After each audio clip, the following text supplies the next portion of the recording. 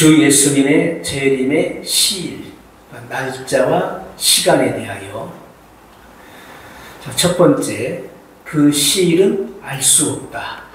마태복음 24장 36절, 25장 13절, 24장 42절로 43절에 근거한 말씀입니다. 자, 재림의 날짜는 아버지만 아시는 비밀이다.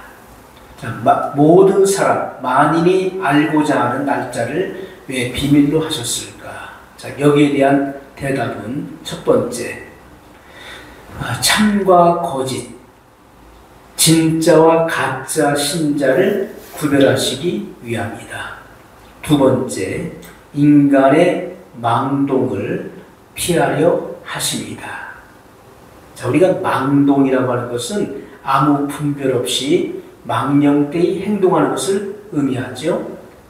우리가 경거망동이라는 말을 많이 씁니다. 경솔하여 생각 없이 망령되이 행동한다. 그런 의미입니다. 또한 일의 앞뒤를 생각하지 않고 경솔하게 행동하는 것. 자, 그래서 이런 재림의 시일을 비밀로 한 것은 재림의 날짜를 공개하게 되면 사람들은 제멋대로 살다가 그때 가서 준비하려고 하는 그런 경향성이 있으므로 비밀로 하는 것입니다. 세 번째, 죄인의 죄를 정당하게 심판하시기 위함이다. 자, 지금의 이 심판은 직결 심판이 아니라 종말 심판인 것입니다. 그래서 사람이 죄를 지으면 그때마다 심판하시는 것이 아니라 종말에 가서 심판하신다는 것입니다. 자, 사람들이 날짜를 알게 되면, 예수님의 재림의 날짜를 알게 되면 그때 가서 회개하려고 합니다. 그러나 우리가 분명히 알아야 될 것은 회개는 결코 쉬운 것이 아닙니다. 자, 인간의 후회나 또 누이침과 회개는 전혀 다른 것입니다. 가룟 유다는 은 30에 예수님을 팔았습니다. 그리고 그는 후회했습니다. 자, 후회와 회개는 다른 것입니다. 이 땅에서 우리가 누이치는 것과 회개는 전혀 다른 것입니다. 또한 사람이 회개한다는 것, 인간적인 사람의 전적으로 타락하고 부패한 성정에서 나오는 회개는 의미가 없는 것입니다. 반드시 성령으로 회개해야 되는 것입니다.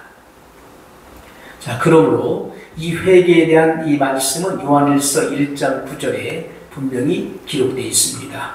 이것은 방향을 전환한다. 회개의 의미는 생각을 바꾼다는 뜻을 갖고 있습니다.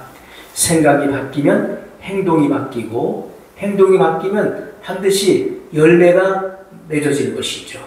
그래서 이러한 삶의 태도가 전환되었을 때 그것이 곧 열매가 되는 것입니다.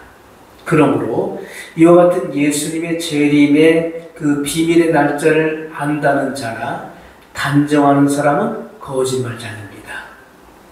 예수님의 재림의 날짜를 안다고 주장하는 사람이 있다면 그가 하는 말은 망설이요 이단인 것입니다. 두 번째, 도적같이 오신다. 마태복음 24장 43절 말씀과 요한계시록 16장 15절 말씀에 근거한 말씀입니다. 요한계시록 16장 15절에 내가 도적같이 오리니. 자, 우리가 예수님의 재림의 날짜를 알 수는 없으나 오시는 형편에 대해서는 분명히 말씀하신 것입니다. 그것은 도적같이, 이는 갑자기 오신다는 것을 암시한 것입니다. 그러므로 주의하지 않는 자, 준비되지 않은 사람은 도적을 맞는 것처럼 심령의 준비가 없는 자는 예수님께서 재림하셨을 때 낭패를 당하는 것입니다. 그러나 준비가 확실한 자는 언제 오실지라도 영접할 수 있는 것입니다. 우리가 세상에서도 시험 공부를 안 한 사람은 오늘 갑자기 시험을 치른다 하면 두렵죠. 그러나 평소에 준비된 사람은 언제 시험을 치러도 상관이 없는 것입니다. 세 번째, 부지 중에 오신다. 마태복음 24장 44절 말씀과 25장 13절 말씀에 근거한 말씀입니다. 마태복음 24장 44절 말씀을 보면 이러므로 너희도 예비하고 있으라. 생각지 않은 때에 인자가 오리라. 자, 생각지 않은 때, 이것은 부지 중에 오신다는 것입니다.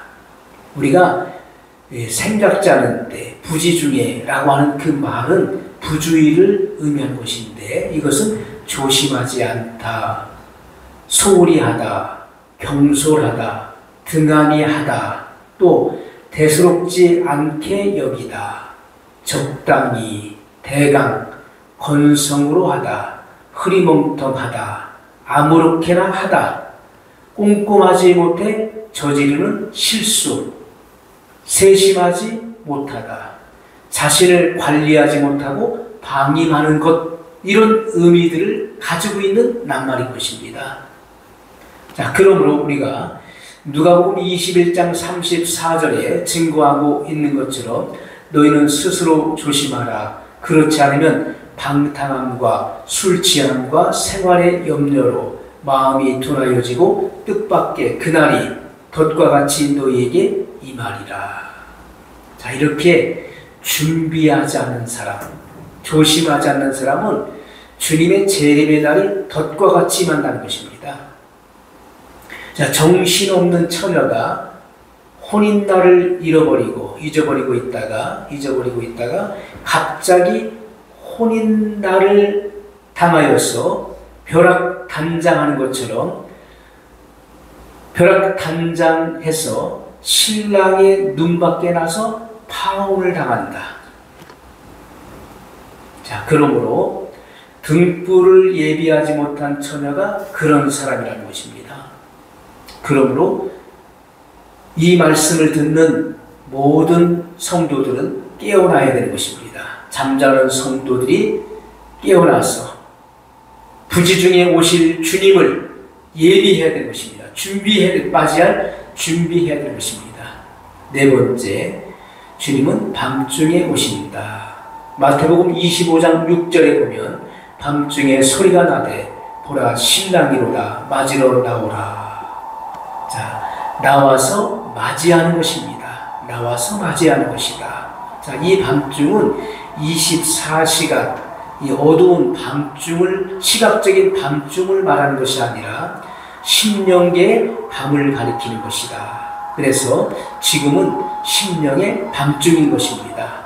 이것은 말세 사람들의 심령의 상태가 암흑인 것을 분명히 증거하고 있는 말씀인 것입니다. 왜냐하면 지금 이 시대의 사람들의 그 심령의 상태를 보면 양심이 마비되고 윤리 도덕이 부패했죠. 사회와 또 정계가 혼란하고 종교가 타락하고 죄악이 관영하여 마귀가 최후의 발악을 하는 시대인 것입니다. 그래서 이 침침하다.